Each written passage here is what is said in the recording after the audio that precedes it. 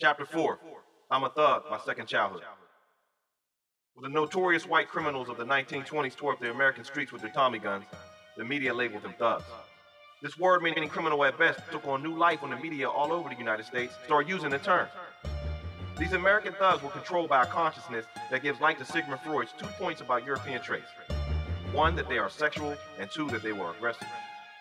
The tremendous level of aggression mixed with the love of power created this American thug. As with many different things black Americans have imitated whites on, the young black thug is an indirect example. Everywhere you look in America's inner cities, you see this thug. Some of today's rappers, who in many cases are the voice of today's generation, have taken on the names of some of these white thugs, such as Al Capone, one of the notorious white criminals of all time. One thing to note about the old school thug, though, and the new school thug, is that the old school thug was way more organized and disciplined. A street dude, during the old days, knew that before making a move, he had to get an okay from the boss. Today, in the streets, it's every man for himself. This so-called snitching that we see in the streets today was almost never heard of back in the day. Today, the thugs of the early 21st century have become marketable for corporations who are making billions of dollars off their lifestyle swagger. The brothers who live the thug life for real in the streets are in turn making pennies off their lifestyle. Many just end up in the grave or prison. Young black thugs have a swagger that creates a tremendous appeal to the masses of people who are addicted to violence and guns. Realistically, many different cultures in the United States have a portion of people who live the thug-like culture in one way or another. The Mexican, Italian, Irish, Russian mafias all bring a different form of thugism to their respective cultures. But clearly, no people has taken this thug conscience on and turned it against themselves like the young black men. Our youth have, in many places in the country, created a civil war that is fueled by menticide, which helps create epidemics like thugism and haterism. This civil war has produced many stages, which include the pre-gang and gangbang era. These 2 stages show directly the thug consciousness. During no period in black history in America has there been more so-called black-on-black deaths than in these 2 eras. The pre-gang era was at its height in the 1940s when many black clubs formed and lasted until the Black Panther Party was broke up in the 1960s by COINTELPRO, the FBI special program. This program was used to destroy groups who they felt was a threat to America's freedom. During the 40s, the 50s, and the 60s, the people of African descent in California began organizing clubs like the Bossmen and the Snyder Boys to defend themselves against white clubs like the Spook Hunters, who were based in Huntington Park, California. These white clubs were assaulting and even killing people of African descent who were trying to move into better suburban areas, mostly because of racism. This is a very important aspect of the beginning of the gangbang era because the Crips and Bloods originated from some of these black club-type organizations. Most important to note is that the pre-gang era of the 1960s was controlled or kept from rising out of control because of black groups like the Nation of Islam. They have a great ability to reach the young black males in prisons all across the country. Once the gangbang era began, though, mixed with the training of minds from menticide, black youth turned to violence on themselves. Going from organizing yourselves against white clubs to killing each other can only be done by menticide.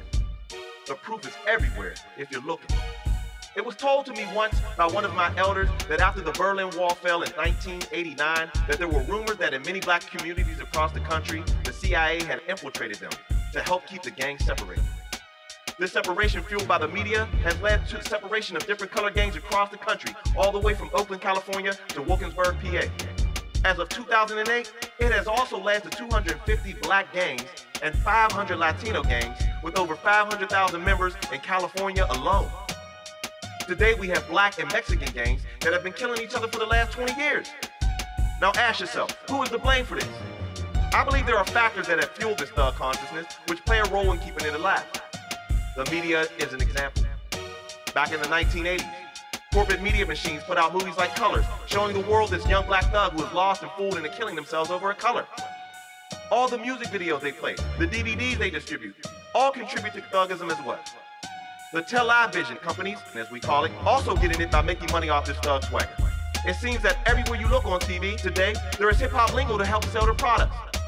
This should be a good thing, but the companies who take the hood swagger don't give back to the hood quite often. It seems that at times, society has left these young black males nothing. This feeling is why we get statements from celebrities who are really today's black leaders. Let's look at West Coast rapper Ice Cube when he says, "They give us guns and drugs and wonder why we thugs." How can people all over the world now see the part they're playing in the destruction of the black man? Why has the lack of fathers or the wrong fathers added to the thug epidemic when we are at war over our manhood? Why has the love of money been the reason for people of all races to continue to deny the reality of a media machine that has historically been used as a mind control weapon? Some believe this is a war. Others see it as an aspect of white supremacy. No matter what you think or believe, there are 6,000 to 9,000 people of color who die every year in the world from the hands of thugs. 15-year-old thugs are teaching their 10-year-old brothers to be thugs. As I've mentioned, the consciousness of women plays a role in fueling the thugism as well. Many of our beautiful women in many cases want a roughneck or a thug. Their instincts to want a mate who represents power or strength draws them to this modern day thug. Their love of thugs in many cases don't give young black men a reason to change. Understand that sexual attraction is one of the main components in the glue that keeps thugism alive. Women think it's sexy to be a thug. This shouldn't be a problem, but it becomes one because of the spirit many of these thugs have, which creates negative behavior. Basically, in the hood, it's cool to act like a fool. The thugism consciousness cannot be destroyed without the help of our sisters. They must realize that it's cool to be a thug, but we need warrior thugs who are doing positive things to help build strong communities.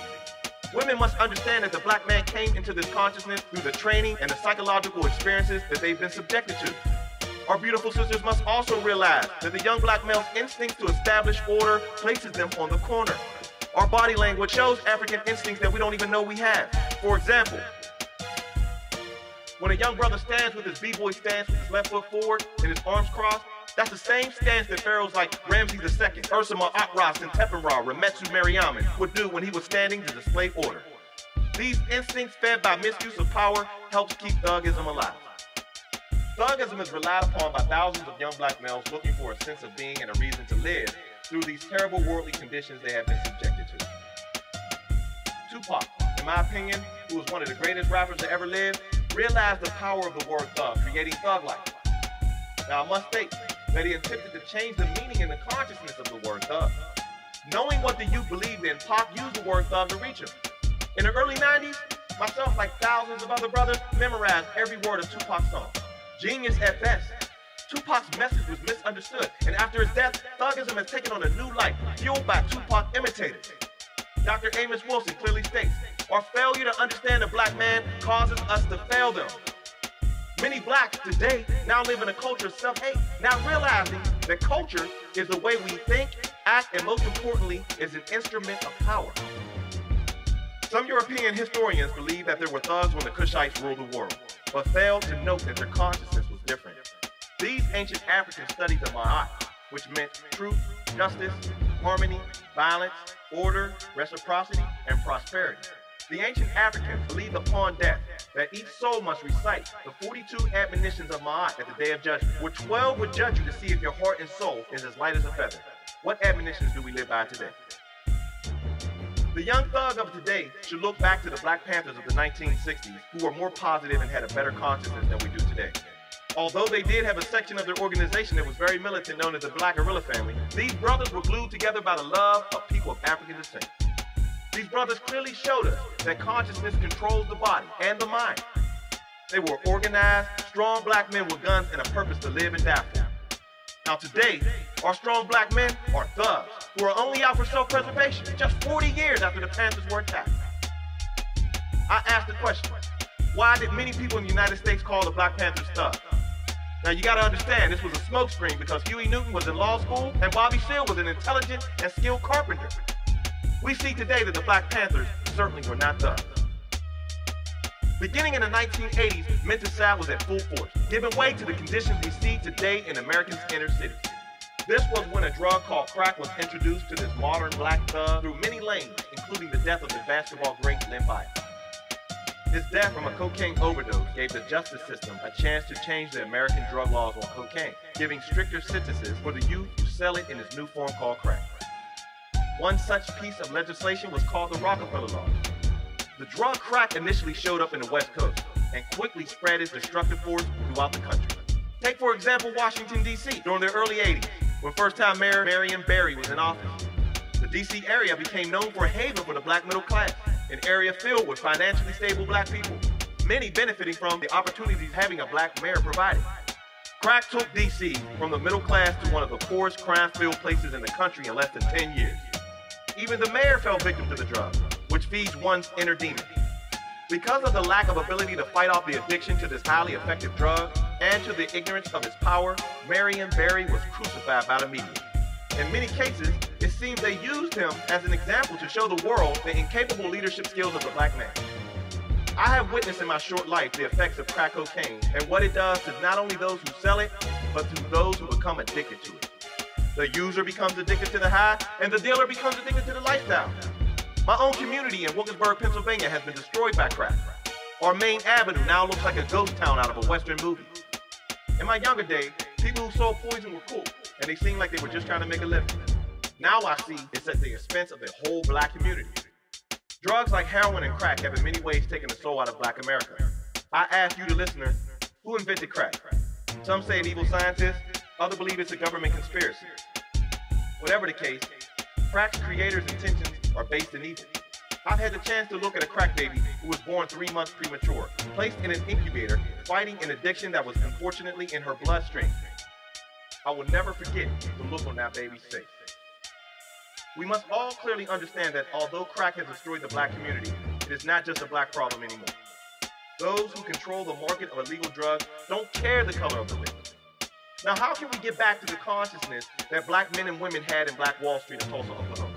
A town that was filled with everything black-owned, from hospitals to movie theaters. To get the young black men of today to see the error in their ways is only one step in destroying thuggism. Even at the early ages, young black men must have access to proper education, which includes knowledge of self.